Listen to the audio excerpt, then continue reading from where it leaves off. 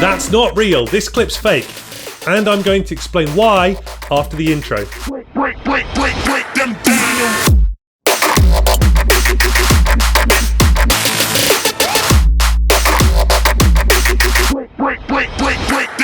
Welcome back to PK Analysis, the series where we analyse viral parkour videos and uncover the secrets as to how they were created. In today's episode, we're going to look at two different clips focused on underground trains, the first of which is a front flip directly in front of a train on the Moscow subway. I saw this clip a little while back on YouTube in some awful quality, and that's because it's been re-uploaded so many times. You see this guy chilling on the train platform, and then he gets up and the camera zooms out. He then runs across and does a front flip right in front of this train as it's pulling into the platform. The train then goes flying past, and then we see the cameraman's feet before the cameraman and the athlete both get onto the train he's just flipped in front of. Now this is one of the more convincing ones I've seen. The camera is always moving, the VFX is actually pretty good, and there aren't any obvious hidden cuts. So I actually had to scour the Russian Facebook to find the original clip in much higher quality, which made it easier to analyse and see how it was achieved. So I want to point out what this guy is wearing. Look at his shoes, look at his trousers and his top. This is going to be really important later. Now the first thing I want to point out is the camera shake on this clip. It looks just like fake camera shake that you add to make a clip that's on a tripod look like it's handheld. I explained this in my previous video with the backflip over the car. You can see that the camera shake has this kind of robotic motion that looks like it's been added later. More importantly, if you look at the left side of the train as he does the flip, you can see this kind of weird pixel glitching. I've zoomed in here so you can see it more clearly, and I think that this is because they've combined two takes together as I explained in my previous video, and here they haven't quite done the masking right. Also, look at the shape of this guy's head as he's doing the flip. It doesn't seem very consistent, and you can see how his head gets larger and smaller depending on where in the flip he is.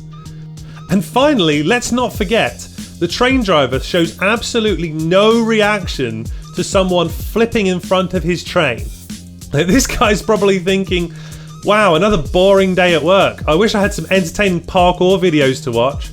If only I was subscribed to AMPISOUND. But that's not the easiest way to tell this one's fake, because even if they'd done all the VFX perfectly, they made one massive mistake.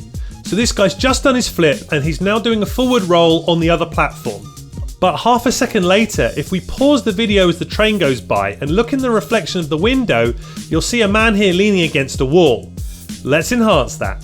He's wearing the exact same outfit as the guy doing the flip, and that's because it's the same guy. He's waiting to get on the train because he's already done the front flip previously and they've combined the two takes together. Also notice there's a train on the platform behind the guy doing the flip. However, look through the window of the train's cabin in front, you'll see the train behind disappears. So I think we can prove this one's clearly fake. But our next video is one we actually already know is fake. This is the viral video by Storror where they race the London Tube, which, for the avoidance of doubt, the Storrors have already said is fake, such as here. In October, we celebrated our 8th year as Storror and thought it'd be funny to fake the London Tube race. We probably won't do anything like that again, but looking forward to when someone does it for real. And in the video description. But I had a lot of people asking me how this video was done, and it's all with some very clever editing. The premise of the video is simple. So the route is from Moorgate to Farringdon. They're going to run from Moorgate to Farringdon Station in London. Now, Google Maps says this is about a mile between the two stations. It should take a normal person to run about 10 minutes. This video is only 4.5 minutes long. So I think it's already pretty clear this video was made for entertainment purposes and isn't actually a real race. And that's because everybody knows that parkour shortcuts don't actually work in real life. So the video starts with them explaining the challenge before running out of the train and starting the race. Now of course, all the parkour in this video was real, only the race itself was faked. Now I'm going to fast forward a little bit to save time in this analysis, but if you want to see the video in full, you can go watch it in real time on Storror's channel, there's a link in the description. Now everything from the train until now is all in one take, however when they start climbing this pole is where we see our first hidden cut. If you look at the building here and then here as the shot continues, the look completely changes. You can see that the balconies in front look similar, but they aren't actually the same. You can also see in the first shot as he's climbing up the pole, there's nothing on his left, but once he comes over the wall, there's a building there instead. They then jump through the Barbican estate and keep running. The Barbican, by the way, is actually epic. It's a late 1960s brutalist estate with great parkour spots and really cool architecture. If you go to London, you should go and check it out. And I love these strides across these blocks, it looks so good. Now keep an eye on what happens after they jump over the blue fence. In the top left corner you'll see there's a fade, and this is how they've done another hidden cut. It's a really well done cut, but equally straight afterwards, if you look on the right of the screen, you can see the blocks they've just jumped across already, so they've doubled back on themselves on the route. They then do this really nice group descent down to street level. If you've not heard of Storror before, you should go and subscribe to them because they're some of the most consistent parkour YouTubers out there. We then get an update of where they are in the route when Max takes the camera out his mouth, but watch what happens just before he puts it back in. They're not even trying to hide it, there's a cut on the screen. That's a full swipe cut, there's no hiding that. Like, you can see the post boxes and the vans just disappear completely, and the location changes. There's then a lot more running as they keep going towards Farringdon. Now you can actually do this challenge for real, but there's basically no way to get any parkour in it, it's just sprinting. So it's really clever how they created a plausible route in London that actually has enough parkour in and makes sense geographically.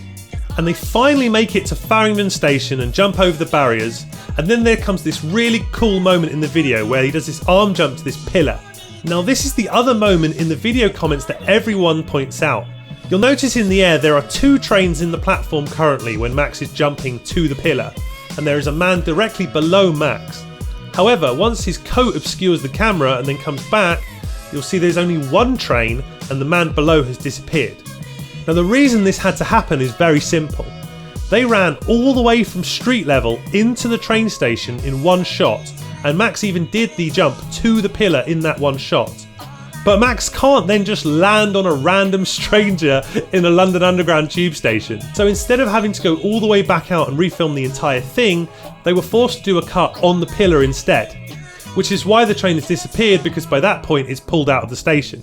And now while I was researching this video, I found a fantastic blog post where a London local actually reconstructed the entire route and worked out what the Storrors had to remove and keep to fit it into the journey time. This is because the journey time between these two stations is about 3 minutes. But everyone who watches Storror knows that parkour is more exciting when there's some drama. Even in my own videos, it's more fun when you're running from zombies than when you're just running for the sake of running. I mean, when you're running for a reason, the parkour feels cooler. I don't think anyone believes Storror have their own police helicopter, and it doesn't take a genius to know that these manpower landings are just a little bit too clean, Callum. So when you see these parkour races, whether it's parkour versus the tube, parkour versus a bike, parkour versus a police dog, late for school, late for work, late for your cat's birthday party, bear in mind these elements are simply an excuse for the action to happen. The original viral tube race is real, however using parkour shortcuts isn't really a thing. If you enjoyed this video, leave a comment and tell me what you thought. You should go and subscribe to Storror and watch their amazing water parkour challenges, and if you want us to have our own go at it, leave a comment and let me know. You can support AMPISOUND in various ways by commenting and liking on the videos, it really helps. And we've got this brand new t-shirt out right now as well. Look at that glorious t-shirt, look at that. I'll just put pictures in instead. There aren't that many more fake parkour videos out there, so next time I'm going to try something new with this analysis style of video. If you want to see it, make sure that you're subscribed and that you snipe the bell and you'll be notified when it comes out. See you soon.